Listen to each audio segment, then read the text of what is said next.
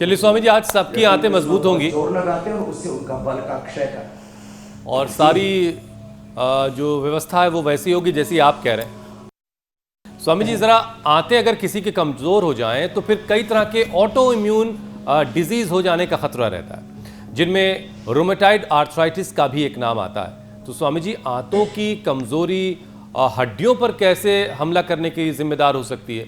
ये क्या कनेक्शन है और फिर इससे निपटा कैसे जाए? तो देखो एक बात बता रहा हूं, जरा गौर से सुनना।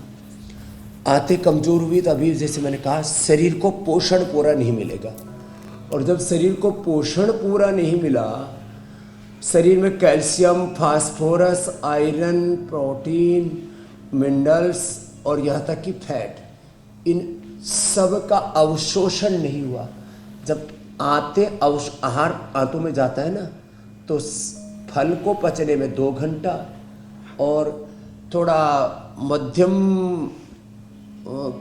कोटि का आहार है तो 4 घंटा, और किसी ने भाई बहुत ही ज़्यादा खा लिया है तो 6 घंटा पचने में लगता है।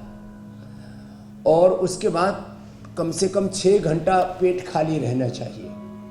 तो अब जब आपका पेट गड़बड़ होता है, आंतें गड़बड़ होती हैं, आंतें लिवर कमज़ोर होता है, तो आपके शरीर को पोषण पूरा नहीं मिल पाता। उसका सबसे पहला बुरा असर हड्डियों पर ही पड़ता है। तो यदि आपका पाचन अच्छा होगा, और उसके लिए आपको बहुत ज़्यादा कोई महंगी चीज़ें खाने की ज़रूरत नहीं, दाल, रोटी, सब्जी, और उसमें भी जो भी सीजनल शाक सब्जियां हैं, सीजनल फ्रूट्स हैं, और इतना भी ना मिले तो भाई दूध, दही और कम से कम 1 सब्जी, इतना भी सबको मिल जाए, या कोई दाल मिल जाए 1, उतने से ही गुजारा हो जाता है।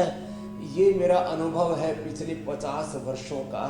और किसी ने बाजरे की रोटी खा ली, बाजरा है, कहीं पर रागी है, कहीं पर मकई है, जवार है।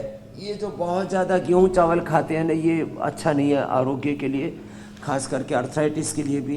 तो मैं जिनको अर्थराइटिस है उनसे कहूँगा कम से कम वो रागी, बाजरा, इसी का ज़्यादा सेवन किया करें, और हो सके तो एलोवेरा, मेथी, हल्दी आदि की सब्जी, नहीं तो कम से कम मिक्स दाल और मिक्स सब्जी, ये तो ज़रूर ले लिया करें। और ये 100 बार तो मैं रोज़ करने के लिए बोलता हूँ, तो रोज़ की दिनचर्या का हिस्सा हमने बना दिया है। लोग इंडिया टीवी देखते देखते भी हमारे साथ साथ ऐसे धीरे धीरे करते करते 100 बार तक पहुँच गए हैं।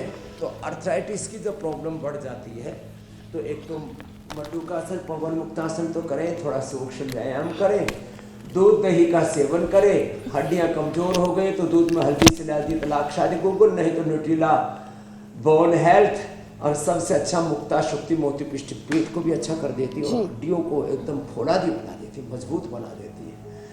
और यदि सुबह सुबह कोई मेरी तरह से गाय का घी, नारियल का तेल, तिल का तेल या बादाम रोगन 1 चम्मच पी ले, तो जिंदगी में हड्डियाँ कभी कमज़ोर नहीं होंगी, मांसपेशियाँ नहीं कमज़ोर होंगी, और पूरा शरीर ऐसे चमकेगा फर्स्ट क्लास। तो ये छोटी छोटी बातें हैं, इनका ध्यान रखेंगे। और फिर भी ज़्यादा दर्द हो गया तो हल्दी, मेथी, सौंफ, थोड़ा अजवाइन, अश्वगंधा मिला करके, अथवा वातारी चूर्ण, अथवा एलोवेरा, गिलोय, पारिजात, निर्गुंडी, सहजना साहब, ये रस पी लो, हड्डियाँ तो एकदम फर्स्ट क्लास। नहीं तो 80% लोगों को कोई ना कोई शरीर में दर्द रहता है। ये जोड़ों का दर्द, इसके नाम अलग अलग है, किसी को कोई बोलते हैं फाइब्रोमाइल्जिया हो गया, कोई कहते हैं सर्वाइकल स्पॉन्डिलाइटिस को कहते हैं, कंधों में दर्द, कोई कहता है घुटनों में दर्द, कमर में दर्द, रीढ़ की हड्डी के मणकों में। और अब तो ये इसके ना ये वर्जन है, are effective, CRP, ANA, AVN, HLB27, और अब तो ये ऑटोइम्यून डिजीज के अंतर्गत आ गए हुसैन भाई। ये आर्थराइटिस को ऑटोइम्यून डिजीज कहने लगे। अब बताओ, अब भाई अपने ऑटो मोड पर ले आओ योग से बॉडी को, तो सारी ऑटोइम्यून डिजीज खत्म हो जाएगी।